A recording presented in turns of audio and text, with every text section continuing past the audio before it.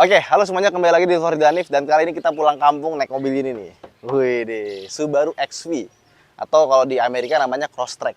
Gua pikir mobil ini harga 500 jutaan ya, 500 sekian. Karena mobil ini kan sebenarnya basisnya Subaru Impreza yang sekelas sama Civic atau mungkin Corolla Altis. Tahu kan kalian mobil itu harga berapa? Udah hampir 600 juta. Apa udah lebih dari 600 juta?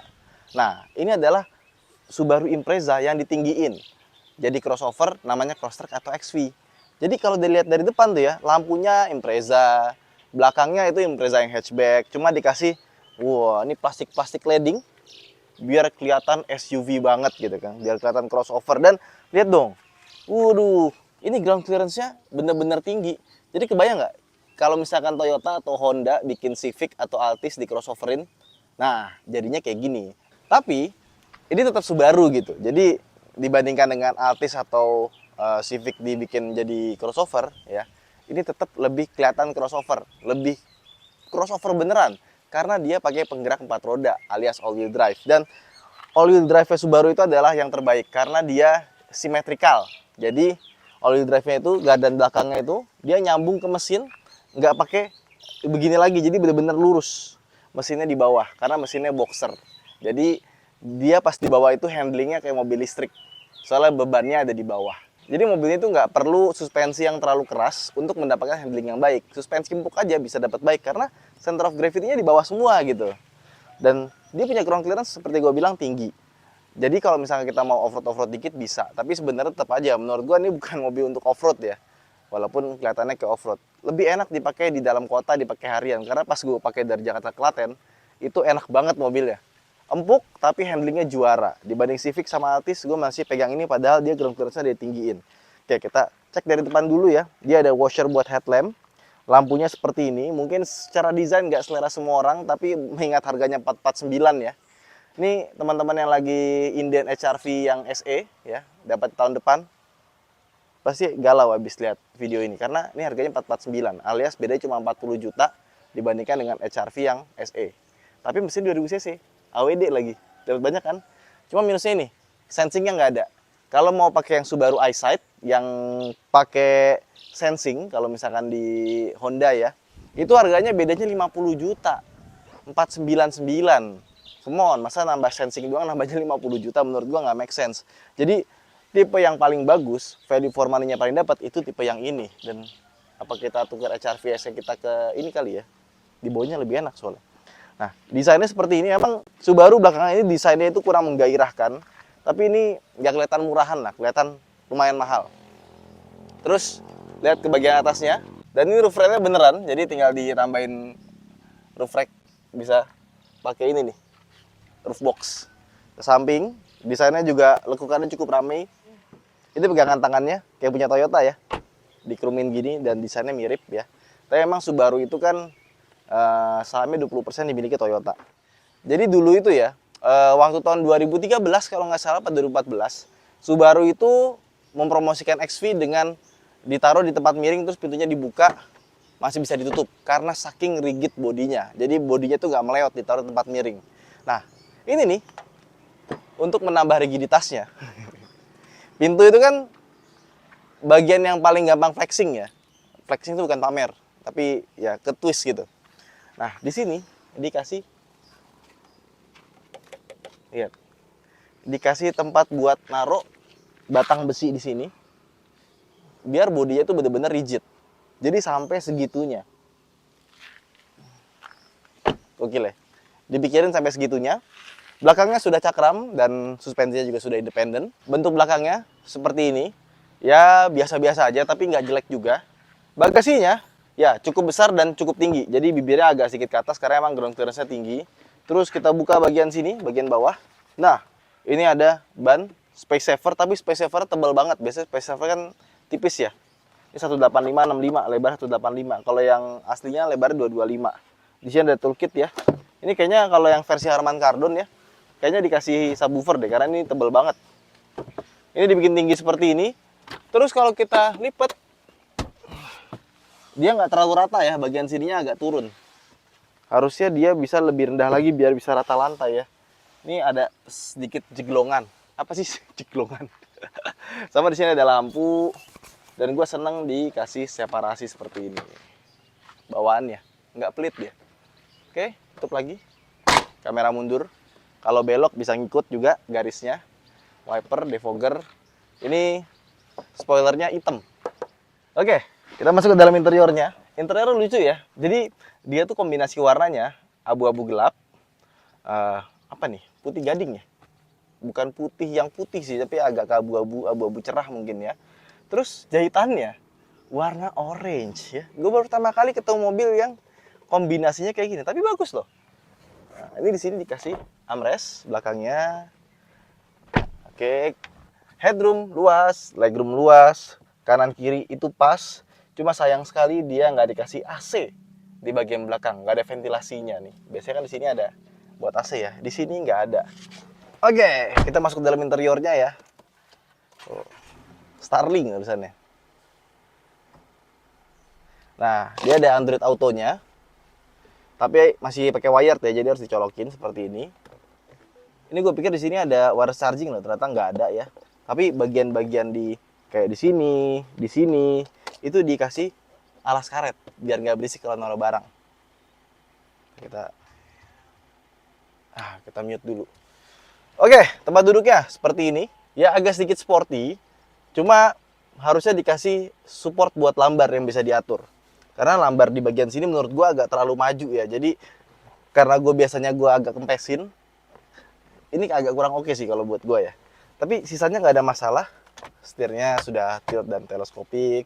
Dan kalau kita perhatiin posisi duduk dari mobil ini, itu agak sedikit lucu ya. Karena setirnya ini sama kursinya itu agak sedikit ke tengah gitu. Jadi biasanya kan dia balance antara kiri sama kanannya gitu ya. Ini kanan tuh lega banget gitu.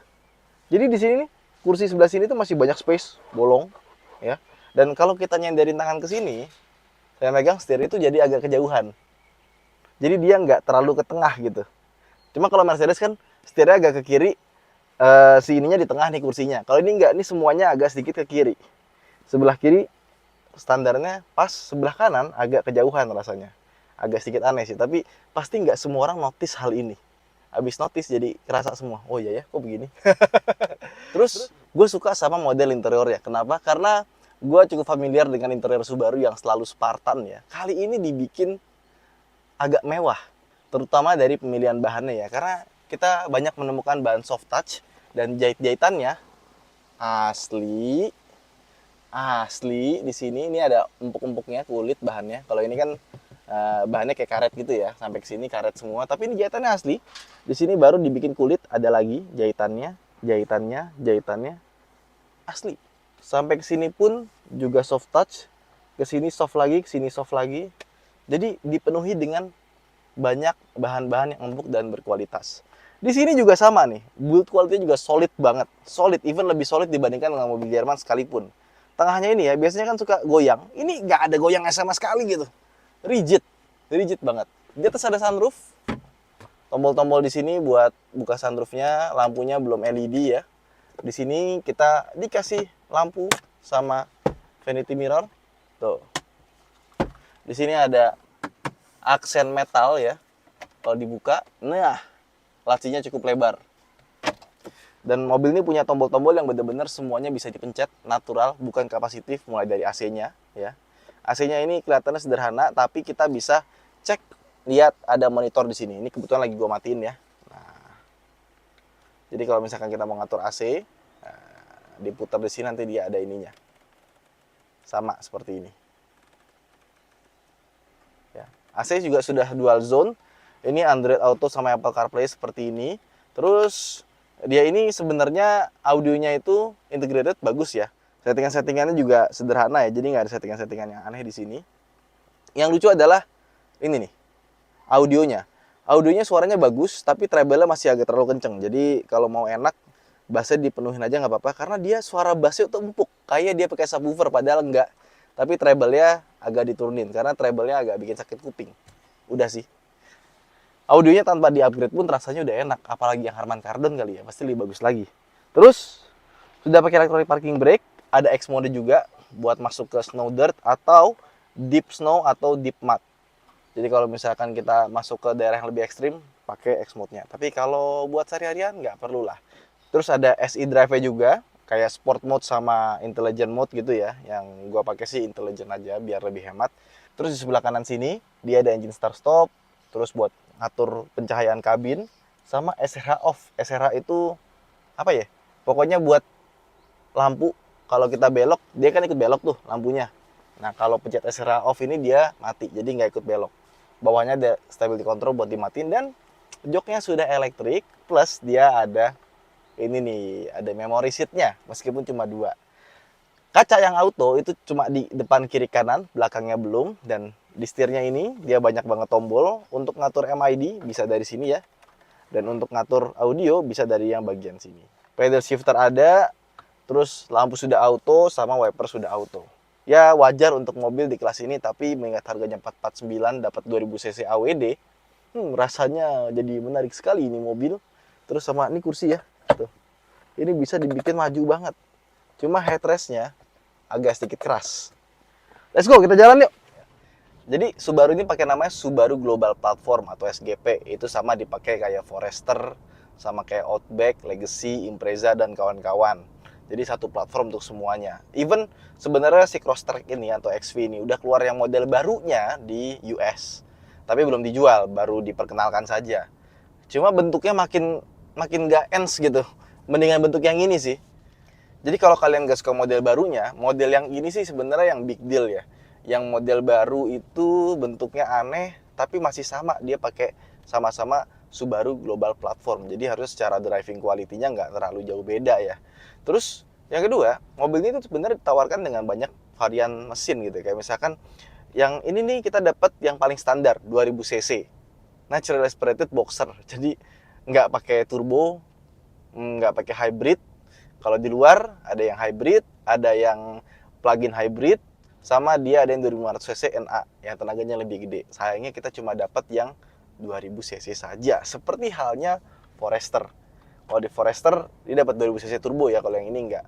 Transmisinya dia pakai CVT, bisa diganti virtual secara 7 percepatan, dan transmisinya surprisingly gue lumayan suka ya, karena ketika kita pakai butuh buat nyusul di kecepatan tinggi waktu di tol, cepet banget dia downshiftnya loh. Jadi tuh dia ada virtual gear change-nya, nggak monoton. Jadi rasanya pas dipakai itu kayak bawa transmisi yang ada gear-nya, bukan pakai CVT. Tapi kalau kita butuh respons cepet, ini cepet banget shiftingnya. Turunnya cepet banget ya. Dan ketika dia berakselerasi gitu ya, dia sering banget pakai RPM tinggi. Jadi kalau kita pakai yang S-nya terutama ya, gitu kayaknya kalau kita bawa tuh nggak irit-irit amat, tapi tetap aja seboros-borosnya mobil 2000 cc mau seboros apa sih, apalagi bodinya kan nggak kayak yang bawa kayak Innova gede gitu kan ya. Jadi larinya masih enak, dan 0-100-nya di angka 10 detikan, nggak nyampe 11 detik. Nah, yang spesial dari mobil ini menurut gue adalah handlingnya sih. Jadi gue udah pakai jauh ya, terus ada belok-belokan yang kayak kita keluar tol atau di tol yang Semarang tuh ya, gitu pas kita belok gini ya, set, kecepatan agak tinggi, body rollnya bagus banget, kayak berasa naik mobil listrik gitu, karena mesinnya di bawah. Handlingnya sih top, apalagi dia pakai bannya juga ban yang bagus ya, bukan ban eko-ekoan ya. Jadi gripnya dapet, handlingnya bagus, di tol itu enak banget nih mobil. Kangen gue bawa Subaru sebenarnya. Wah, not bad lah performance-nya lah.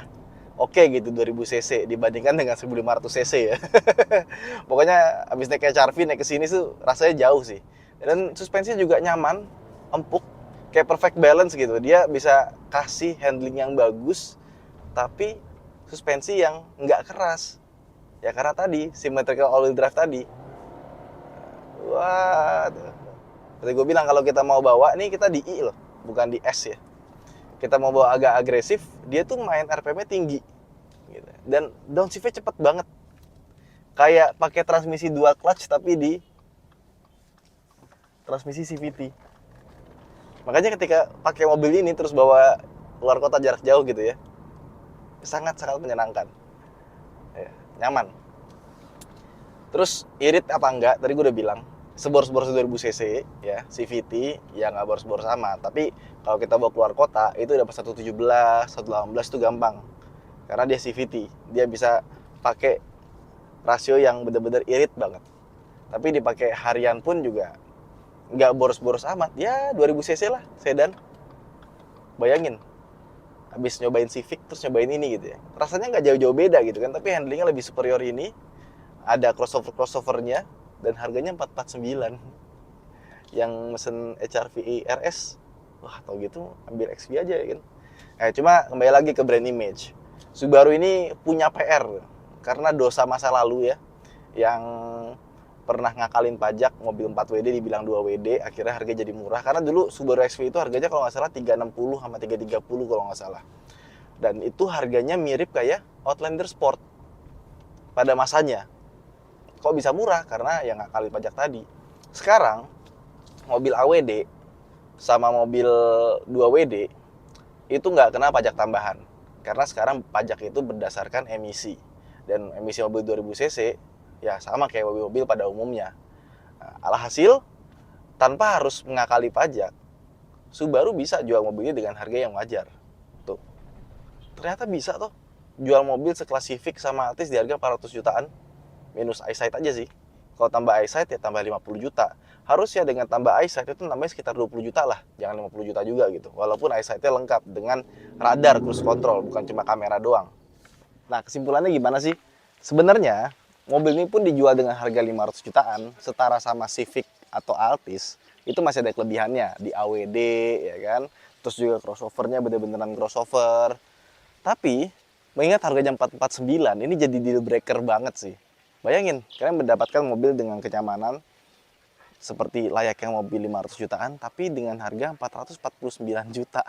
Dari kemarin gitu mulu ya, kita nyobain mobil tuh yang harganya segini tapi rasanya segini gitu. Dan ini terbukti di mobil ini. Cuma memang sayang sekali untuk yang varian eyesight-nya. Kenapa bedanya harganya 50 juta? Harusnya dibedain sekitar 20 juta. 30 juta aja masih oke gitu. Kalau misalkan bedanya cuma 20 atau 30 juta buat nambah ke eyesight itu masih make sense. Tapi beda 50 juta agak dalam kantongnya ya. Itu aja mungkin. Itu aja mungkin vlog kita kali ini. Buat teman-teman jangan lupa untuk like dan subscribe sama komentar di bawah tentang mobil ini. Saya Danif, sampai jumpa di vlog berikutnya. Bye-bye.